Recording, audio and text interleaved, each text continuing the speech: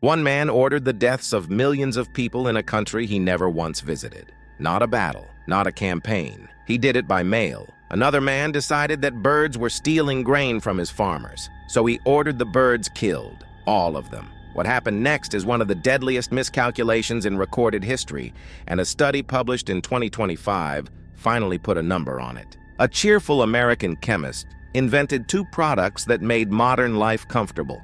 Both of them turned out to be catastrophes. A historian later wrote that this one man had more impact on Earth's atmosphere than any other single organism in the planet's history. And the man at number one won a Nobel Prize for an invention that currently keeps roughly half the human race alive, including, statistically, you. He also personally supervised the first mass poison gas attack in history.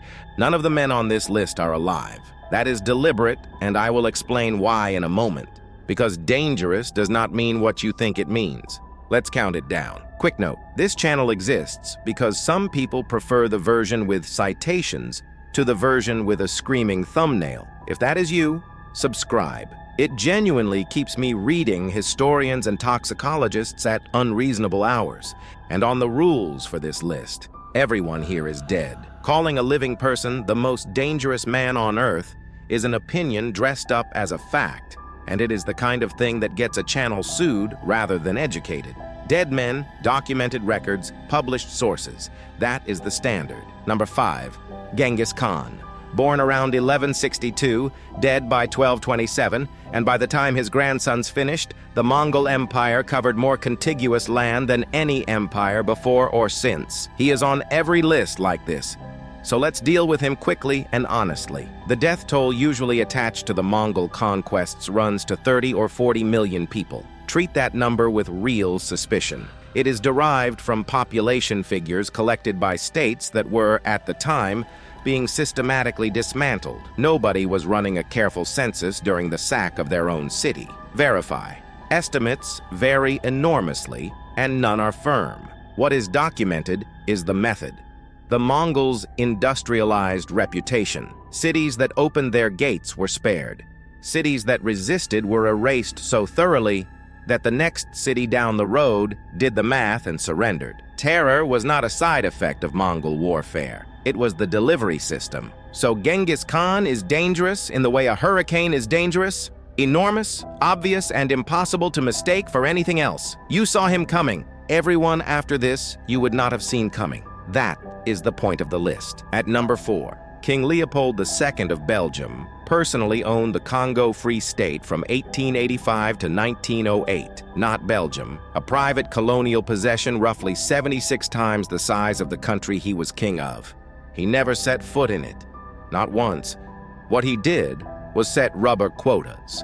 His agents enforced them with a private army, taking women and children hostage until villages produced enough wild rubber. Soldiers were required to account for every bullet, and the accepted proof that a cartridge had been used on a human being was a severed hand. Baskets of hands became a form of accounting. The death toll is genuinely contested, and I am not going to pretend otherwise. Adam Hochschild's King Leopold's Ghost popularized the figure of 10 million, roughly half the population. The anthropologist Jan van Sina, who spent a career on Congolese demography, criticized Hochschild for extrapolating death rates from the rubber provinces across the entire territory. Estimates in the literature run from about 1 million to 15 million. Historians Louis and Stengers noted in 1968 that the pre-colonial baseline population was itself, in their words, largely guesswork. Most historians decline to call it genocide because there was no plan to exterminate a people. There was a plan to extract rubber,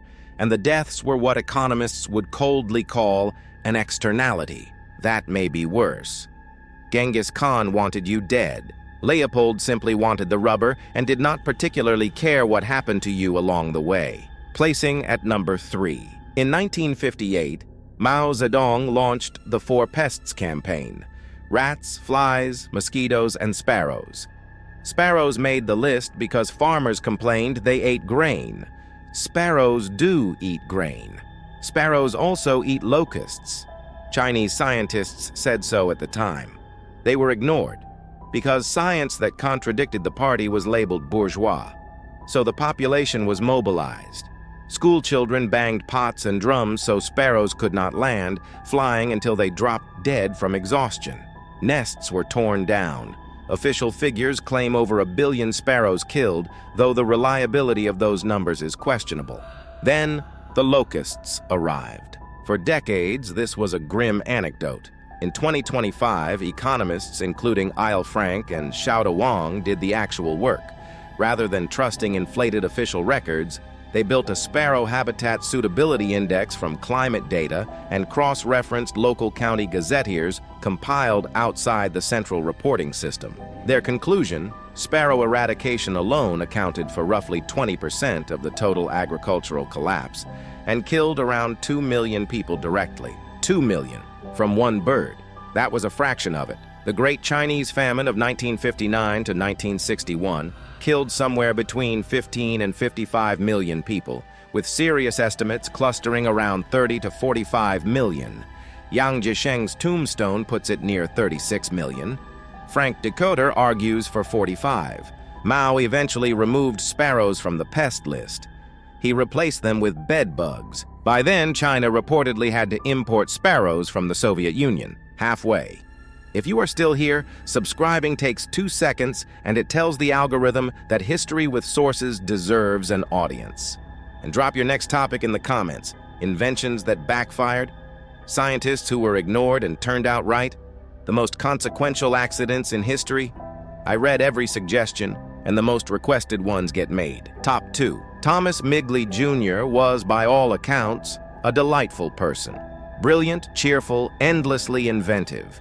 He held over 100 patents. In 1941, the American Chemical Society gave him its highest honor. In 1944, he was elected its president. He also solved 2 problems, and each solution was a catastrophe. Problem 1, engine knock.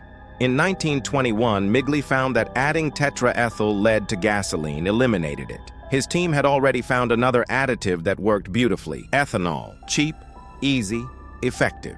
They went with lead instead. Ethanol had a fatal flaw: you cannot patent it. Lead was known to be poisonous. It had been known since antiquity. Workers at the Ethyl Corporation plant began going insane and dying. The press called it loony gas. Midgley himself was poisoned and took a vacation for fresh air. He then held a press conference where he poured tetraethyl lead over his hands and inhaled its vapor for a full minute to demonstrate its safety. Leaded gasoline captured most of the American market. Roughly 7 million tons of lead went into the atmosphere. The U.S. did not finish phasing it out until 1984. Problem 2. Refrigerants were toxic and explosive. Midgley invented chlorofluorocarbons, Freon. They were miraculous, inert, completely safe to breathe. They were also, as scientists discovered in the 1970s, dismantling the ozone layer. The historian J.R. McNeill wrote that Midgley had more impact on the atmosphere than any other single organism in Earth's history. He is right, and it is not close. Midgley contracted polio, invented a rope and pulley system to lift himself out of bed, and in 1944 was strangled to death by it. Every single thing he built worked exactly as designed. Our top placer for today: Fritz Haber solved the problem that was going to end civilization. By 1900, the world was running out of nitrogen. Crops need it.